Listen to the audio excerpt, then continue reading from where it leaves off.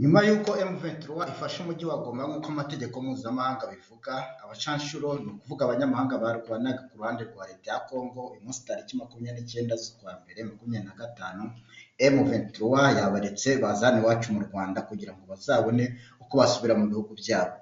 Njye sinje kwibanda kuri aba bacanshuro, ahubwo ikintu kidasanzwe ni imbwa mwagiye mubona zifashishwaga mu gusaka niba nta ntwaro cyangwa ibiyobyabwenge binjiranye mu gihugu.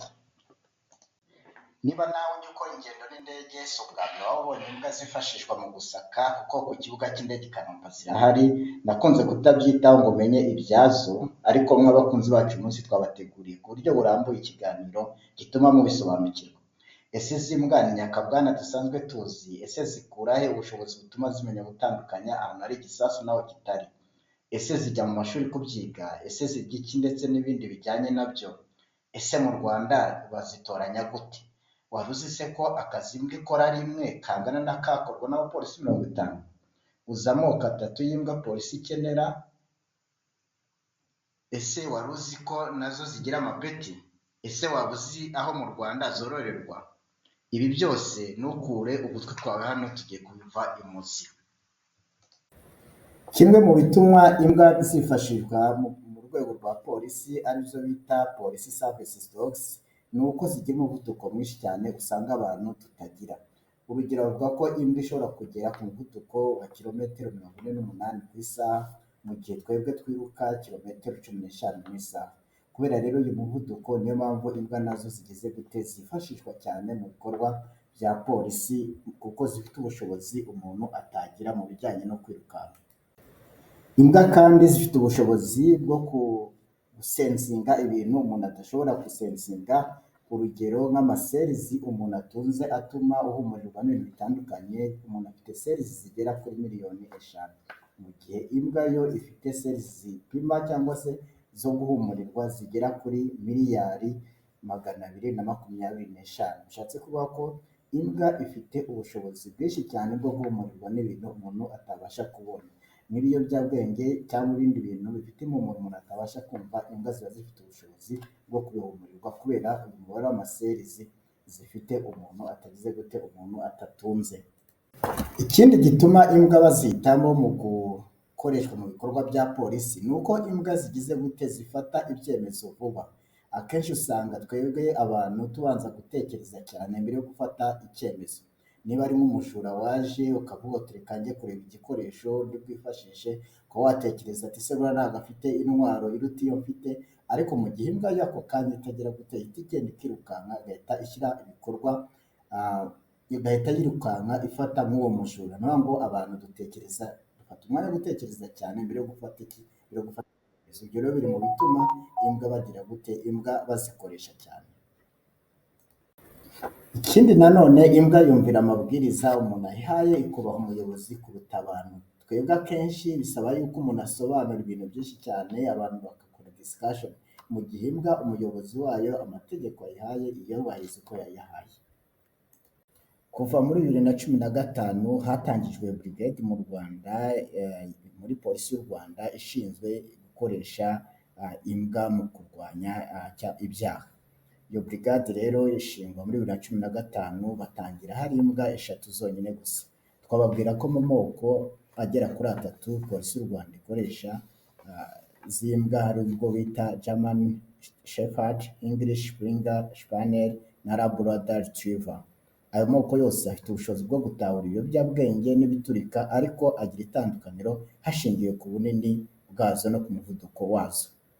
Iyo polisi igize imbwa nshya ihita ijyanwa mu mahugurwa akaze kugira ngo hamenyekane ubushobozi bwayo bwihariye. Iyo imbwa igize amanota hejuru ya 90% nibwo itsinda igahabwa umutoza mu buryo bwihariye, bityo izo mbwa zatsinze zikagira icyo bita the dog team kugira ngo imbwa idatandukana n'umutoza wayo. Iyo bibaye ngombwa ko umutoza wayo agenda, imbwa isubizwa mu mahugurwa kugira ngo ihabwe undi mutoza. Iyo umutoza azamuwe mu mapeti ahanitse, n'imbwa nayo birumvikana bayizamura mu ntera. Ese izi mbwa zizwi nka police service dogs zibaho gute? Ubuzima bwazo ni ubuhe? Izi mbwa z'akazi ziba zifashwe neza cyane. Hari abakozi babihuguriwe bashinzwe kuzikorera, kuzirera, kuzitegurira amafunguro no kuzikorera amasuku. Buri mbwa irya magarama 250 kandi ibyo biryo bikaba byujuje intungamubiri buri munsi. Imbwa kandi ziba zifite abaganga bazitaho kugira ngo zigire ubuzima bwiza. Hari kandi n'abashinzwe kureba imyitwarire yazo haba ari buri gitondo, igihe icyo ari cyo cyose. Kandi imbwa zigakora imyitozo myinshi cyane kugira ngo nyine zizakamirike zikore akazi bazigeneye. Imbwa bayihereza umupolisi cyangwa se umutoza agatangira kuyitoza atemberana nayo, akayitoza kubaha, akayitoza kwicara, akayitoza gusaka ndetse akayitoza no kuyihana mu gihe habayeho kutubahiriza amabwiriza iyo imbwa iba yahawe. Imbwa zisaka bitewe n'ibyo zatojwe, haba mu Rwanda ndetse n'ahandi ku isi. Imbwa zitozwa gusaka, gutahura ibiyobyabwenge bitandukanye, gutahura ibiturika, gusatira no gutahura uwakoze icyaha. Izi mbwa kandi zifashishwa na polisi iyo zikoze neza zigenda zihabwa ibihembo. Byumvikana ko nazo zirushanwa cyangwa zigashaka guharanira neza ibihembo igihe zakoze neza. Nk'uko twabibabwiye rero, imibereho yazo, imbwa zigaburirwa amafunguro yiganjemo za biswi ndetse n'inyama byujuje ibyo umubiri ukenera birimo bitera imbaraga, ibirinda indwara ndetse n'ibyubaka umubiri. Muri rusange, imbwa ifite ubuzima bwiza, ibipima ibiro kuva ku biro 20 kugeza ku biro 40.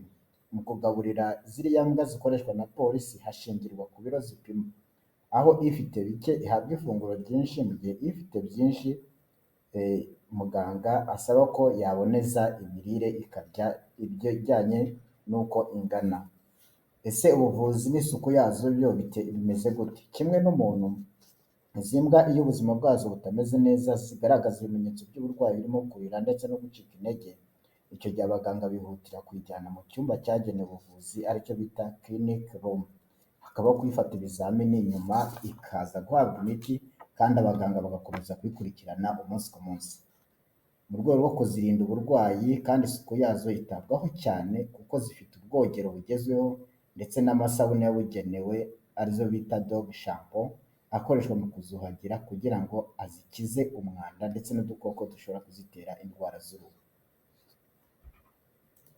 Twasoza kandi ikiganiro cyacu tubabwira yuko imbwa zakoreshwaga zabaga zavuye mu Budage cyangwa se mu Buholandi no mu bindi bihugu bazizanye, ariko ubu ngubu polisi y'u Rwanda ikaba ifite famu ariyo bita Rozaco Farm, ikaba iherereye mu karere ka Gasabo i Rusororo, hakaba aho ngaho hariho hororerwa cyangwa bashyira imbwa zizavamo cyangwa zizatozwa kuba zakunganira abapolisi mu mirimo yabo ya buri munsi yo kugira gute yo kurwanya ibyaha. Twizere ko rero aya makuru abafashije, abagiriye neza, hari ubundi bumenyi mwiyunguye. Niba ari ubwa mbere ugeze kuri Electropower Academy, twagusaba gukora subscribe kugira ngo utazajya ucikanwa n'amakuru tuba twagiye tubategura cyangwa se n'ubumenyi tubasangiza. Dukomeje rero kubifuriza kugira ibihe byiza.